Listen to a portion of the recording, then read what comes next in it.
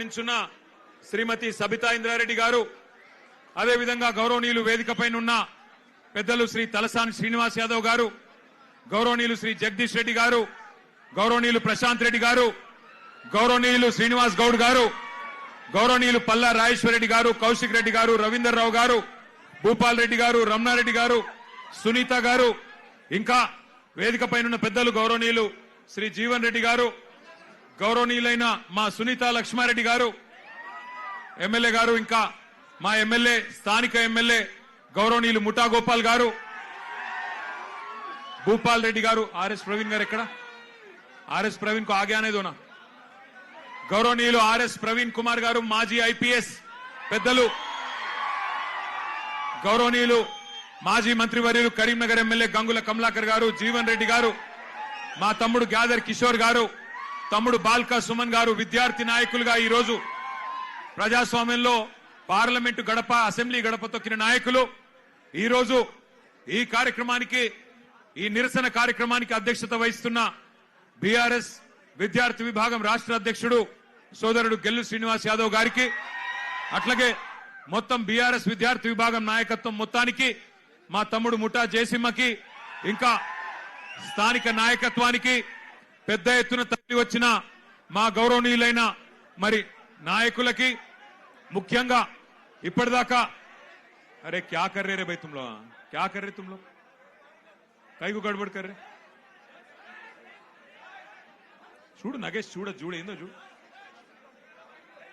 ఇప్పటిదాకా అద్భుతంగా మాట్లాడిన మా చెల్లెళ్ళు, తమ్ముళ్ళు, నీట్ మాత్రమే కాదు, భారతదేశంలో ప్రస్తుతం నెలకొన్న పరిస్థితుల పట్ల ఆక్రోశం వ్యక్తం చేస్తున్న యంగ్ జనరేషన్ జెన్ జీకి సంబంధించిన మా తమ్ముళ్ళు చెల్లెలందరికీ ఒకసారి గట్టిగా చప్పట్లతో వారికి అభినందనలు చెప్పాలని నేను కోరుతా ఉన్నా.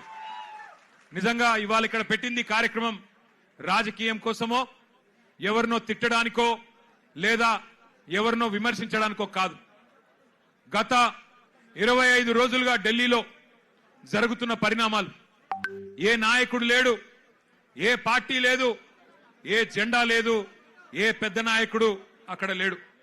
కానీ ఇవాళ పిల్లలు భారతదేశ వ్యాప్తంగా కదం దొక్కుతా ఉన్నారు. ఎక్కడి వారక్కడ రైళ్లలో బయలుదేరి, బస్సులలో బయలుదేరి, వాళ్ళ తల్లిదండ్రికి కొంతమంది చెప్పకుండానే ఢిల్లీకి చేరుకొని జంతర్ మంతర్లో ఈరోజు తమ గలం విప్పుతున్నారు, అద్భుతమైన పోరాట పటిమ ప్రదర్శిస్తున్నారు. అవన్నీ చూసిన తర్వాత ఒక ఇద్దరు టీనేజ్ పిల్లల తండ్రిగా, ఒక తండ్రిగా, ఇద్దరి పిల్లల తండ్రిగా, అట్లాగే ఈ భారతదేశ పౌరుడిగా వారి మీద జరుగుతున్న దాడులు, వారి మీద ప్రభుత్వం వ్యవహరిస్తున్న తీరు చూసిన తర్వాత మనసు ఊరుకోక, ఉండబట్టలేక నిన్న పొద్దున వరంగల్ పోయేటప్పుడు ఒక నిర్ణయం తీసుకున్నాం. ఏదేమైనా ఈ పిల్లల కోసం ఇలా రాజకీయం లేదు, జెండా లేదు, రాజకీయ ప్రయోజనం ఆశించి కాదు, పిల్లల కోసం మనం కూడా మాట్లాడకపోతే మనం ఇంత స్థాయిలో ఉండి ప్రజాప్రతినిధులుగా ఉండి మనము దండుగా అన్న ఉద్దేశంతో ఇలా పిల్లలతో మాట్లాడాలి, వాళ్ళతోనే మాట్లాడియాలి. వాళ్ళ ఆక్రోశం, వాళ్ళ ఆవేశం, మరి మనందరం కూడా వారి న్యాయం కోసం చేస్తున్న పోరాటానికి అండగా నిలబడాలన్న ఉద్దేశంతో ఈరోజు నిరసన కార్యక్రమం పెట్టుకున్నాం. మరి ముఖ్యంగా బీఆర్ఎస్ అనే పార్టీ ఆనాడు టీఆర్ఎస్ గా ఉద్భవించినాడు, ఉద్యమంలోంచి, ప్రజా ఉద్యమంలోంచి పుట్టుకొచ్చిన పార్టీ. ప్రజలను తెలంగాణ వ్యాప్తంగా డాక్టర్ బాబాసాహెబ్ అంబేద్కర్ గారు చెప్పినట్టుగా బోధించు, సమీకరించు, పోరాడు అనే అంబేద్కర్ తత్వాన్ని జీర్ణించుకొని లక్షల సంఖ్యలో ప్రజల్ని సమీకరిస్తూ తెలంగాణ ఎందుకు కావాలో వారికి బోధిస్తూ, అట్లాగే ఎక్కడ అన్యాయం జరిగినా పోరాటం చేసిన పార్టీ పెద్దలు కేసీఆర్ గారి నాయకత్వంలో అల్టిమేట్ గా ఢిల్లీ మెడలు వంచి తెలంగాణ సాధించిన పార్టీ బీఆర్ఎస్ పార్టీ. అందుకే ఉద్యమ పార్టీగా ఉద్యమంలో పుట్టిన నాయకులుగా, ఉద్యమంలోంచే ప్రజాప్రతినిధులు ప్రభుత్వాన్ని ఏర్పాటు చేసిన వారుగా ఉద్యమాలంటే, ప్రజా ఉద్యమాలంటే మాకు గౌరవం ఉంది. అందుకే ఆ ఉద్దేశంతోనే వాళ్ళ పిల్లలు చేస్తున్న ఈ పోరాటానికి ఉడతా భక్తిగా, కేవలం వాళ్ళకు వెన్నుదన్నుగా మనం నిలబడాలి. ఇలా మన జెండాలతోని వాళ్ళ పోరాటాన్ని మలినం చేయొద్దు, మన జెండాలతోని, మన రాజకీయ ఎజెండాలతోని వాళ్ళ పోరాటాన్ని మలినం చేయాల్సిన అవసరం లేదు. కానీ వారికి అండగా నిలబడి ధైర్యం చెప్పి మీ ఎంబడ మేము కూడా ఉన్నాం, మీరొక్కరు మాత్రమే కాదు అని చెప్పవలసిన బాధ్యత మన మీద ఉన్నది. నిజంగా నాకు నిన్న మొన్న ఢిల్లీలో జరిగిన సంఘటనలు చూస్తుంటే కళ్ళల్లో నీళ్లు తిరిగినాయి. మనిషి అనేవాడికి ఎవరికైనా సరే మనసంటూ ఉంటే ఢిల్లీలో జరిగిన సంఘటనలు చూసిన తర్వాత మనసు చలించక మానదు. పిల్లల్ని కుల్లబొడుస్తున్నారు. ఏమడిగినారు పిల్లలు? ఏం కోరుకున్నారు వాళ్ళు? మోడీ గారు కూర్చున్న కుర్చీ అడిగినరా? లేకపోతే అమిత్ షా గారు కూర్చున్న కుర్చీ అడిగినరా? లేదా ధర్మేంద్ర ప్రధాన్ గారు కుర్చీ మాకు ఈమని అడిగినరా? ఏమడిగినరు? అధికారం అడిగినరా? లేదా మాకు అర్జెంట్ గా మీరు రాజీనామా చేసి మాకు అప్పచెప్పండి మీ ప్రభుత్వాన్ని అన్నారా? ఏమడుగుతున్నారు? న్యాయం కోరుతా ఉన్నారు. మాకు అన్యాయం జరిగింది, మాకు న్యాయం చేయండి అని అడిగినారు. విజ్ఞప్తులు చేశారు, వినతి పత్రాలు ఇచ్చినారు, దండం పెట్టారు, దరఖాస్తులు ఇచ్చినారు. చివరికి సోనం వాంగ్చుక్ గారు నిరాహార దీక్ష కూర్చున్నారు. ప్రజాస్వామికంగా గాంధేయ మార్గంలో మహాత్మా గాంధీ గారు చూపెట్టిన బాటలో చివరికి నిరాహార దీక్షకు జంతర్ మంతర్ దగ్గర కూర్చున్నాడు. ఎట్లా అయితే పెద్దలు కేసీఆర్ గారు ఆనాడు తెలంగాణ కోసం చావు నోట్లో తలబెట్టిండో అట్లాగే ఈ పిల్లలకు న్యాయం జరగాలి, ఈ పిల్లలకు జరిగిన అన్యాయం సరిదిద్దాల కేంద్ర ప్రభుత్వం, అకౌంటబిలిటీ రావాలి, జవాబుదారితనం ఉండాలి సిస్టంలా. అదే విధంగా విద్యా విధానంలోనే సంస్కరణలు రావాలి, రిఫార్మ్స్ రావాలని చెప్పి సోనం వాంగ్చుక్ గారు నిరాహార దీక్ష కూర్చుంటే ఒక్క మీడియా సంస్థ చూపెట్టదు, ఒక్క మీడియా ఓడు రాడు. భయం. ఏం చేస్తారో, ఎక్కడ ఐటీ దాడులు చేస్తారో, ఎక్కడ సిబిఐని పంపిస్తారో, ఎక్కడ ఈడీని పంపిస్తారో, ఎక్కడ తమ వేట కుక్కలను పంపి ఇబ్బంది పెడతారో అని భయం. మీడియా రాలే. కానీ ఏం చేసింది జెన్జీ, యంగ్ జనరేషన్ ఏం చేసింది? ఏ మీడియా గిడియా జాంతానై, మా సోషల్ మీడియా ఉంది చాలు అని చెప్పి ఇవాళ దేశం మొత్తాన్ని కదిలిచ్చింది. అందుకే అంటా ఉన్న మోడీ గారు, మీరు పెట్టుకోకూడనలతో పెట్టుకున్నారు. ఎవరితోనైతే పెట్టుకోవద్దో వాళ్ళతోనే పెట్టుకున్నావు. నువ్వు కొరివితో తలగొక్కున్నావు. మోడీ గారు జాగ్రత్త పడు. తరం మారుతున్నది, స్వరం మారుతున్నది, నవతరం వరస మారుతున్నది. రాజ్యమా ఉలిక్కి పడు, గుర్తుపెట్టుకో, జాగ్రత్తగా ఉండు. వాళ్ళు అనుకుంటే మొన్ననే నేపాల్లో ప్రభుత్వం కుప్పగూలింది. ఈ పిల్లలు తలుచుకుంటే శ్రీలంకలో బగాయించి అక్కడున్నోళ్లను ఉరికిచ్చి దేశమవతల దాకా పోయేదాకా విడిచిపెట్టలేదు. కాబట్టి ఎవరితోని పెట్టుకోవద్దో మోడీ గారు, వాళ్ళతోనే పెట్టుకున్నావు. వాళ్ళ అహం మీద కొట్టినవి ఇయ్యాల. ఏమడుగుతున్నారయ్యా వాళ్ళు మాట్లాడితే ఒకడు టెర్రరిస్టులు వీళ్ళు అంటాడు, ఒకడేమో ఖలిస్తాన్ వాళ్ళు అంటాడు, ఒకడేమో అర్బన్ నక్సలైట్లు అంటాడు, ఒకడేమో దేశద్రోహులు అంటాడు, ఒకడేమో పాకిస్తాన్కి వెళ్ళి ఫండింగ్ వస్తుందంటాడు. పనికి మాలిన మాటలు మాట్లాడతారు. ఇవాళ పిల్లలు చెప్తుంటే ఆ కథలు, ఢిల్లీలో వాళ్ళు మాట్లాడుతున్న మాటలు వింటే నిజంగా మనిషి అనే వాడెవడైనా ఉంటే కేంద్ర ప్రభుత్వంలో ఈ పాటికే పోవాలా, కూర్చోవాలా, మాట్లాడాలా. వాళ్ళ దగ్గర ఏమి డిమాండ్స్ ఉన్నాయో పిలిచి మాట్లాడి బుదిరెక్కిచ్చి అట్లా కాదమ్మా ఇట్లా అని చెప్పి సంజాయించి ఎట్లా బాగు చేస్తాం దేశాన్ని చెప్పాలా. కానీ కేంద్ర ప్రభుత్వంలో ఉన్న వాళ్లకు ఇవాళ ఆ పరిస్థితి లేదు. మోడీ గారు ఒక్కటి గుర్తుపెట్టుకోండి, ఇదే తెలంగాణ గడ్డ మీద 50 ఏళ్ల కిందట ఒక యువకుడు ఒక మాట అన్నాడు. ఆనాటి తరం యువకుడు, ఆనాటి యంగ్ జనరేషన్ కి సంబంధించిన నాయకుడు ఒక మాట అన్నాడు, జీనా హై తో మర్నా సీఖో, కదం కదం పే జీనా హై తో కదం కదం పే జీనా హై తో మర్నా సీఖో, కదం కదం పే లడ్నా సీఖో అన్నాడు. అందుకే మోడీ గారు గుర్తు చేస్తా ఉన్నా మీకు, ఈ జనరేషన్ సావుకు భయపడే జనరేషన్ కాదు. ఈ జనరేషన్ నీ ఉడత ఊపులకి, నీ ఐటీకి, ఈడీకి, సిబిఐకి భయపడే జనరేషన్ కాదు. వాళ్ళు ఇవాళ కోపం మీద ఉన్నారు. నేను మొన్న చెప్పినా మళ్ళా చెప్తున్నా, కోపం మీద ఉన్నారు. పొట్టు ఆకలి మీద ఉన్నారు. వాళ్ళు మెట్టు ఎక్కుతారు, నిన్ను నీ ప్రభుత్వాన్ని తొక్కుతారు. యాదికి పెట్టుకో, ఈడ్చిపెట్టరు. ఎందుకంటే ఇవాళ వాళ్ళు ఏ రాజకీయ నాయకుడు అండతో చెలరేగుతలేరు. వాళ్ళకి ఏ నాయకుడు లేడు. ఇవాళ వాళ్ళు ఢిల్లీలో 1000 మంది, ముంబైలో 1000 మంది, హైదరాబాద్ లో 1000 మంది, నాసిక్ లో 1000 మంది, పూనాలో 1000 మంది బయటికి వచ్చినారంటే కేవలం ఒక పరీక్షా పత్రం లీక్ అవ్వడం వల్ల కాదు. ఈ దేశంలో ఉన్న పరిస్థితి, ఈ దేశంలో మీరు చేస్తున్న మోసం వాళ్ళకు అర్థమైంది. 12 ఏళ్లుగా ఇంతకుముందు మాట్లాడిన పిల్లల మాటలు మీరు విన్నారు. 12 ఏళ్లుగా మతం పేరు మీద చిచ్చు పెట్టి ఇవాళ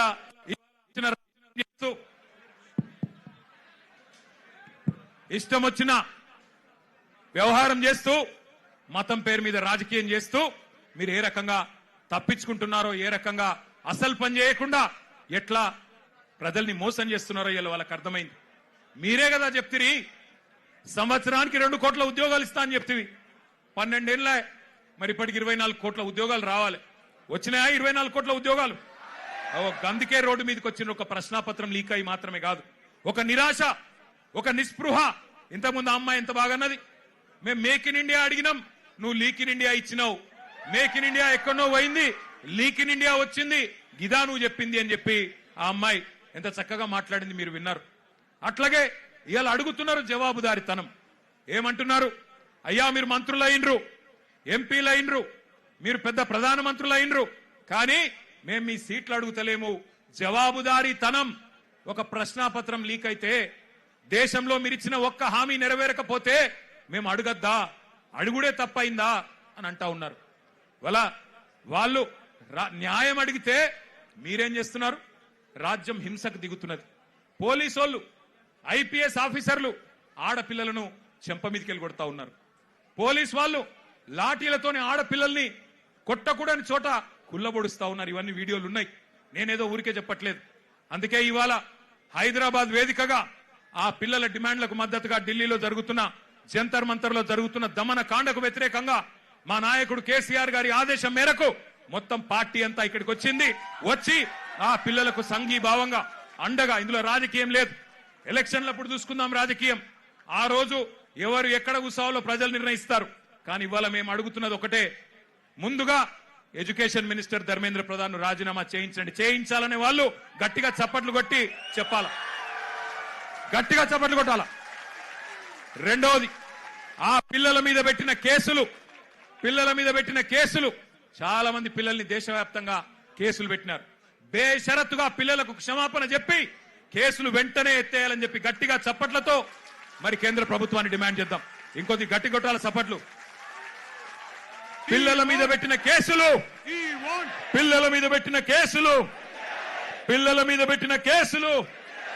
మేము ఇక్కడికి బయలుదేరి వస్తున్నాం. పిల్లలతో పాటు నిరసనలో పాల్గొనాలా.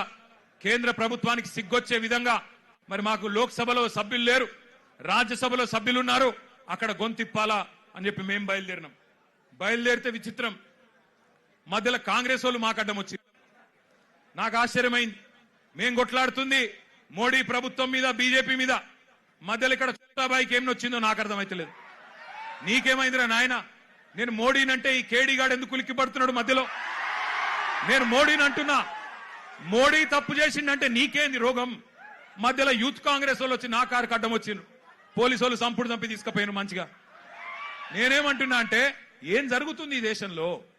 నువ్వు రావు, ఢిల్లీలో రాహుల్ గాంధీ పోయి ప్రధానమంత్రి ఇంటి ముంగట కూర్చుంటే ఈ నల్లమల పిల్లి పోయి కొడంగల్లో దాక్కున్నది. ఢిల్లీకి పోలే ఈడ పోయి దాక్కున్నాడు. అరే మీ మహేష్ గౌడ్ పోయి రాజ్భవన్ ముంగట ధర్నా చేసిండు, కనీసం ఆయన కొద్దిగానే రేషం ఉన్నది. నువ్వే ఆడున్నావు, కొడంగల్లో దాక్కున్నాడు. పోయి కొడంగల్లో మళ్ళా గట్టిగా ఇంకా విచిత్రం చెప్తా మీకు. కొడంగల్లో పోయి ధర్నా చేసినట్టు చేసిండు. రాహుల్ గాంధీని అరెస్ట్ చేసిర్రు, వెంటనే ఇడిచిపెట్టాలి, మావునికి దెబ్బ తాకింది, గింతంత గీర్కపోయింది, అయ్యో చాలా అన్యాయం జరిగింది అని బాధపడుతున్నాడు. నేను అడుగుతున్నా రేవంత్ రెడ్డి, ఏమన్నా కొద్దిగా సోయుందా నీకు? నీకు కూడా ఒక బిడ్డ ఉంది, నీకు కూడా మన్మడున్నాడు. నీ బిడ్డను ఇవాళ అక్కడ పిల్లల్ని కొట్టినట్టు కొడితే ఊకుంటావా ఒక తండ్రిగా? కనీసం రేషం లేదా? పిల్లలను గొడ్డులను కొట్టినట్టు కొడుతుంటే కనీసం స్పందన లేదు నీకు. ఢిల్లీ దాకా పోయి మరి మీ నాయకుడితో కూర్చునే ధైర్యం కూడా లేదు నీకు. ఇంకా మీదికెళ్ళి మోడీ గారిని, ధర్మేంద్ర ప్రధాన్ గారిని ఇవాళ ప్రధానంగా యువత డిమాండ్ చేస్తున్నది. జవాబు చెప్పండి అని చెప్పి మోడీ గారిని, ధర్మేంద్ర ప్రధాన్ గారిని అడుగుతుంటే మన చోటాబాయ్ ఈయనేం అడుగుతుండేరికేనా? కేసీఆర్ కేటీఆర్ తప్పటిదంతా ఎక్కడ దొరికినవయ్యా నువ్వు? నాకు అర్థం కాదు. దేశమంతనేమో మీ నాయకుడు రాహుల్ గాంధీతో సహా మోడీ, ధర్మేంద్ర ప్రధాని ఇద్దరు రాజీనామా చేయాలని వాళ్ళు పెడుతుంటే నీకు కేసీఆర్ తప్ప ఇంకొకరు కళలు కూడా ఇంకొకరు యాదికి రాక మానరిగా నీకు. ఆ వెనకటికి ఒక సినిమా ఉంటది, ఆ సినిమాలు ఇంతకుముందు వచ్చేటప్పుడే మా అన్న ప్రశాంత్ రెడ్డి అని చెప్తున్నాడు. అదేంటది? కుక్క కథ కదా. చిన్న పిల్లగాడు ఒకడు ఉంటాడు, వాని ఏం అడిగినా లాస్ట్కి ఏమంటే నాకు కుక్క కావాలి అంటాడు. అట్లా ఈయన కూడా అంతే. ఇక ఆయన నిద్రలో లేపు, ఈ ముఖ్యమంత్రిని నిద్రలో లేపు. అదో సినిమా పేరట చిత్రం అట, అది చిత్రం వీడు విచిత్రం. అంటే నిద్రలో లేపి అడిగితే కూడా కేసీఆర్ కేసీఆర్ కేసీఆర్. అరే నువ్వు ముఖ్యమంత్రి వీరా నాయన, కొన్ని ముఖ్యమైన పనులు చేయి. సిగ్గులేని మాటలు మాట్లాడుతున్నాడు. అదేదో పేపర్ లీక్కు నాకు సంబంధం అంట. మోకాల్కు బోడిగుండుకు ముడిపెట్టుడంటే ఇదే. నేను చెప్పిన అయ్యా రేవంత్ రెడ్డి నీకేమన్నా సిగ్గు శరం ఉంటే నువ్వు చెప్పినాం లేదా? లేనోనికి ఏం చెప్తామంటారా? అంటే బాధ ఎక్కడ అనిపిస్తుందంటే, నేను నిన్న లీగల్ నోటీస్ పంపించిన. ఒరే నువ్వేదో మాట్లాడినావు, నిజంగా నీ దగ్గర ఏమన్నా రుజువు ఉంటే చూపెట్టరా అయ్యా. చూపెడితే నిజంగా రుజువు చేస్తే ఇదే ఇందిరా పార్క్ కాడ ఇగో ఇదే పిల్లల మధ్యన అవసరమైతే నన్ను ఉరిది కానీ ఇష్టం వచ్చినట్టు మాట్లాడి గా పిల్లల మనసులు మలినం చేయకు. లేనిపోని బదనాములు పెట్టి రాజకీయంగా సలిమంటలు కాచుకునే ప్రయత్నం చేయకు. నీకు చేత కాదు, దమ్ము లేదు. ఢిల్లీకి పోయి మోడీని ఎదిరించే దమ్ము నీకు లేదు. ఎందుకు? నీకు భయం. నీ పాత కేసులు, బ్యాగుల పైసలతో దొరికిన కేసులు బయటికి గుంజుతారు, లోపలికి నూకుతారని భయం. మరి కొట్లాడటం కొట్లాడిని. మాకు దమ్ముంది, తెలంగాణ తెచ్చినోళ్ళం, ఢిల్లీ మెడలు వంచినోళ్ళం, మాకు దమ్ముంది. అవసరమైతే ఢిల్లీకి పోయి గల్లా బట్టి అడిగే దమ్ము మాకుంది, నీకు లేదు. మరి కొట్లాడేటోళ్ళు కాళ్ళ కట్టెబెట్టి లేనిపోని మాటలు మాట్లాడి పిల్లల నెత్తులు ఖరాబ్ చేస్తున్నావు. నేను ఒకటే అంటా ఉన్నా, చాలా మంది తమ్ముళ్ళు అడిగినారు నన్ను, అన్నా మీరు ఢిల్లీకి పోవచ్చు కదా, జంతర్ మంతర్ పోవచ్చు కదా, ఇక్కడ ఎందుకు అన్నారు. నేను వాళ్ళకు ఒకటే చెప్పిన, మేము జంతర్ మంతర్కు పోయి మా జెండాలు పట్టుకొని మీ ఎజెండాను హైజాక్ చేసడం కరెక్ట్ కాదు. మీరు కరెక్ట్ కొట్లాడుతున్నారు. ఏ నాయకుడు ఏ పార్టీ వచ్చి మీకు వాళ్ళ ఎజెండాను మీ మీద రుద్ది రాజకీయ ప్రయోజనం పొందే అవకాశం మీరు ఇవ్వకండి. మీరు ఇండిపెండెంట్ గానే కొట్లాడండి. మీకు ఎక్కడోళ్ళం అక్కడ, మీకేం కావాలో చెప్పండి, పక్కకుండి మేము సహాయం అందిస్తాం. మీకు అవసరం పడితే కేసులు అయితే కొట్లాడతాం, ఎక్కడిదాకంటే అక్కడ కొట్లాడతాం, పార్లమెంట్ లో కొట్లాడతాం, అసెంబ్లీలో కొట్లాడతాం, శాసన మండలిలో కొట్లాడతాం. కానీ మళ్ళా జంతర్ మంతర్ దగ్గర రాజకీయ నాయకులు జమైతే మళ్ళా మొత్తం ఇష్యూ హైజాక్ అయిపోతుంది, ఇష్యూ ఆగమైతుంది, మోడీకి సందు దొరుకుతుంది. ఎందుకు సందు దొరుకుతుంది? మమ్మల్ని తిట్టేందుకు సందు దొరుకుతుంది. పిల్లలందరూ కాంగ్రెస్ ఏజెంట్లు, బీఆర్ఎస్ ఏజెంట్లు అని అనవసరంగా తప్పించుకునే అవకాశం దొరుకుతుంది. అందుకే అందులోకి పోతలేం. మేము ఇక్కడే హైదరాబాద్ నుండే మరి మోడీ గారిని ఇక్కడుండే బీజేపీ నాయకులను కూడా ప్రశ్నించాల్సిన అవసరం ఉన్నది. ఇప్పుడే ఒక అమ్మాయి పేరు మర్చిపోయిన నేను, ఎంత గొప్ప మాట మాట్లాడింది. ఐశ్వర్యనా ఏమన్నది అమ్మాయి? రాజకీయ నాయకుల కొడుకులు రేప్ చేస్తే వాళ్ళకేమో బెయిల్ వస్తున్నాయి, జల్దీ బెయిల్ వస్తున్నాయి, మరి ప్రశ్నాపత్రం లీక్ అయితే ఎందుకు సమాధానాలు వస్తలేవు అని అడిగింది. చెప్తారా సమాధానం ఎవరన్నా? ఈ కేంద్రంలో భారతీయ జనతా పార్టీకి 8 మంది ఎంపీలు ఉన్నారు. ఒక్కడికన్నా ధైర్యం ఉందా ఈ ప్రశ్నకు సమాధానం చెప్పేది? 2 కేంద్ర మంత్రులు ఉన్నారు ఇక్కడ రాష్ట్రంలో, ఒక్కరికన్నా ధైర్యం ఉందా సమాధానం చెప్పేది? మాట్లాడితే దేశం కోసం, ధర్మం కోసం. ఏ దేశం కోసం, ఎవడి ధర్మం కోసం? ఈ పిల్లలు దేశభక్తులు కాదా? ఈ దేశం వాళ్ళు కాదా? హిందువులు కాదా కొట్లాడుతున్న పిల్లలు? మరి వాళ్ళకు అన్యాయం జరుగుతుంటే మీకు కళ్ళకు కనబడతలేదా? ఇదేనా దేశం కోసం, ధర్మం కోసం అంటే? అందుకే అడగాల్సిన అవసరం ఉన్నది, నిలదీయాల్సిన అవసరం ఉన్నది, ప్రశ్నించాల్సిన అవసరం ఉన్నది, గల్లా వట్టి బజార్లకు గుంజాల్సిన అవసరం కూడా భవిష్యత్తులో వస్తుంది. తప్పకుండా వెనుకకు తగ్గకుండా పోరాటం చేయవలసిన బాధ్యత మన మీదనే ఉన్నది. మీ అందరికీ, పిల్లలందరికీ నేను చెప్పేది ఒకటే, కేసీఆర్ గారు 2001లో పార్టీ పెట్టినప్పుడు తెలంగాణ తెస్తా నేను అని చెప్పినప్పుడు ఎవరు నమ్మలేదు, ఎవరు విశ్వసించలేదు. ఏగి బక్కపల్సన్ ఆయనతో ఏమైతుంది, ఈయనతో ఏమైతుంది అన్నారు. చాలా మాటలు మాట్లాడిరు, చాలా ఇష్టం వచ్చిన ఇన్సల్టులు చేసిండ్రు. మీతో ఏం కాదన్నారు. మగల ఉట్టింది పుబ్బల పోతుంది, ఈయన గాలికి ఊపితే ఎగిరిపోతాడు, ఈయనతో ఏమైతుంది అన్నారు. కానీ కేసీఆర్ గారు అందుకే మనలో ఆత్మవిశ్వాసం నింపడానికి ఆయన ఒక పాట కూడా రాసిండు స్వయంగా. ఏం రాసిండు అందులో? సిపాయిల తిరుగుబాటు విఫలమయ్యిందని, సిపాయిల తిరుగుబాటు విఫలమయ్యిందని అనుకుంటే వచ్చేదా దేశానికి స్వాతంత్రం? రాజీలేని పోరాటమే విజయం సాధిస్తుంది, ముమ్మాటికి తెలంగాణ రాష్ట్రం వచ్చి తీరుతుంది. ఇది కేసీఆర్ రాసిన పాట. 14 ఏళ్లు సావుకు భయపడకుండా, కేసులకు భయపడకుండా ఎట్లా ప్రజాస్వామ్యబద్ధంగా పోరాటం చేయాలో ఎక్కడికో పోయి నేర్చుకోవాల్సిన అవసరం లేదు. మన నాయకుడు కేసీఆర్ గారు ఆయన చేసిన పోరాటం మీ కళ్ళ ముంగట్నే ఉన్నది. సావు నోట్లో తలబెట్టి తెలంగాణ తెచ్చి ఢిల్లీ మెడలు వంచి 2 ఎంపీలున్నా ఢిల్లీ మెడలు వంచిన నాయకుడు మనకు ఆదర్శంగా మన కళ్ళ ముంగట్నే ఉన్నాడు. కాబట్టి మనకు ఎవరో ప్రేరణ అవసరం లేదు, ఎవరో మనకు స్ఫూర్తినివ్వాల్సిన అవసరం లేదు. మన నాయకుడు కేసీఆర్ గారే మనకు స్ఫూర్తి. రాష్ట్రాన్ని తెచ్చిన తెలంగాణ తండ్రి కేసీఆర్ గారే మనందరికీ స్ఫూర్తి ప్రదాత. నేను పిల్లల్ని కోరేది ఒకటే, మీ కండగా అవసరమైతే నాకు విశ్వాసం ఉంది. ఎందుకంటే కేసీఆర్ గారు కూడా తల్లడిల్లిపోతా ఉన్నారు. కేసీఆర్ గారు కూడా తల్లడిల్లిపోతా ఉన్నారు మీ ఆందోళన చూస్తున్నాడు. ఆయన ఏం చూడకలేడు. సోషల్ మీడియాలో మీ మాట్లాడుతున్న మాటలు, మీరు ఒక్కొక్కరు చెప్తున్న ఆవేదన, మీరు ఏ రకంగా చేస్తున్న నిరసనలు, ఇవన్నీ కేసీఆర్ గారు చూస్తూనే ఉన్నారు. అందుకే అవసరమైతే కేసీఆర్ గారు కూడా తప్పకుండా మీకోసం, మీ భవిష్యత్తు కోసం గతంలోనే చెప్పినట్టుగా ఆయన కూడా he will rise to the occasion. ఆయన కేసీఆర్ గారు ఈ రోజు కాదు, కరోనా టైంలోనే చెప్పిండు, ఇండియా రియాక్ట్స్. కేసీఆర్ చెప్పిన మాట ఇవాళ మీకు ఒక తీరుగా అనిపిస్తుండొచ్చు, కానీ India will react. India has that ability to react. పిల్లలు భారతదేశ భవిష్యత్ నిర్మాతలు, వాళ్ళే ఈ దేశాన్ని కాపాడుకుంటారు, వాళ్ళే ఈ దేశ ముఖ చిత్రాన్ని మారుస్తారు. తమ భవిష్యత్తు కోసం అవసరమైతే ఎంత దాకన్నా పోతారు. India has that ability to react, India has that ability to respond అనే మాట కేసీఆర్ గారు 6 ఏళ్ల కిందట చెప్పిండ్రు.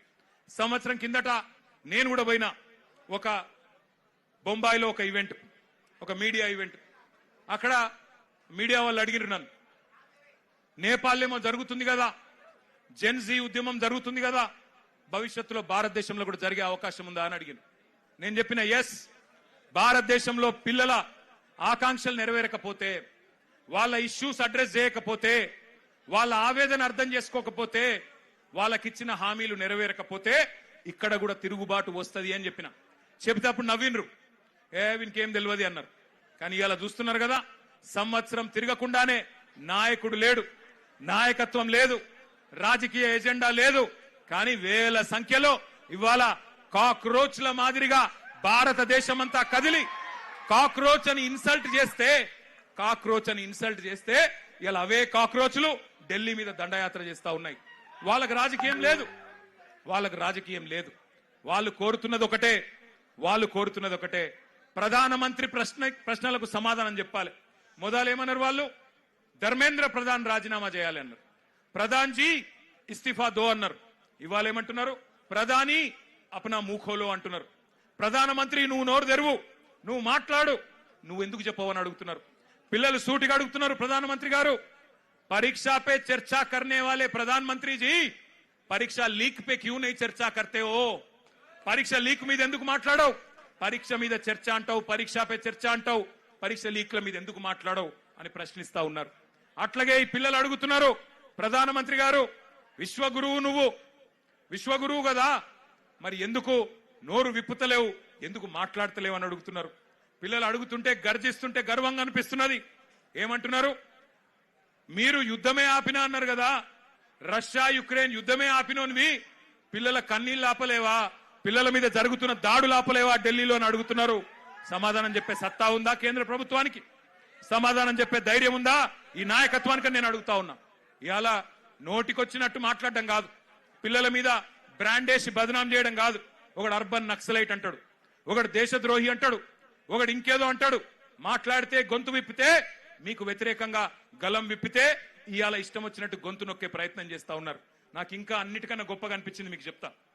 ఎంత బాగా అనిపించిందంటే, నాకు మీకు మద్దతుగా ఏ రాజకీయ పార్టీ రాలే 25 రోజులు, మీకు మద్దతుగా ఏ మీడియా రాలే. మొన్న మీరు చూసిన, నేను కొంతమంది మీడియా వాళ్ళు ఆఖరికి అనివార్యంగా పోయినరాడికి పోతే పిల్లలు అడుగుతున్నారు, ఎక్కడున్నారా 25 రోజులు మీరు, ఎందుకు రాలే, ఎందుకు మా ఆవేదన చూపెట్లే అని మీడియాను కూడా ఇలా గల్లా బట్టి నిలదీసే పరిస్థితి వచ్చింది అనే మాట కూడా నేను విజ్ఞప్తి చేస్తా ఉన్నా. ఇక నడవది మీడియాతోని ఎజెండా సెట్ చేసే రాజకీయం నడవది. మీడియాను అడ్డం పెట్టుకొని, స్లాటర్ హౌస్లను అడ్డం పెట్టుకొని ఇవాళ వ్యక్తిత్వ హననాలు చేసే రాజకీయం నడవది. ఇవాళ పిల్లల దగ్గర పదునైన అస్త్రాలున్నాయి, వాళ్ళు చూస్తారు. తప్పకుండా భవిష్యత్ నిర్మాతలు మేల్కొన్నారు. నేను మళ్ళీ చెప్తా ఉన్నా, మోడీ గారు నువ్వు ఎవరితోనైతే గోక్కోవద్దో వాళ్ళతోనే గోక్కున్నావు. వాట్సాప్ యూనివర్సిటీ విద్యార్థులు ఇన్స్టాగ్రామ్ జనరేషన్ తో పంచాయతీ పడ్డది వాళ్ళకి. వాట్సాప్ వాళ్ళు అంటే ఎవరు? వాట్సాప్ యూనివర్సిటీ వాళ్ళు అంటే అందుభక్తులు.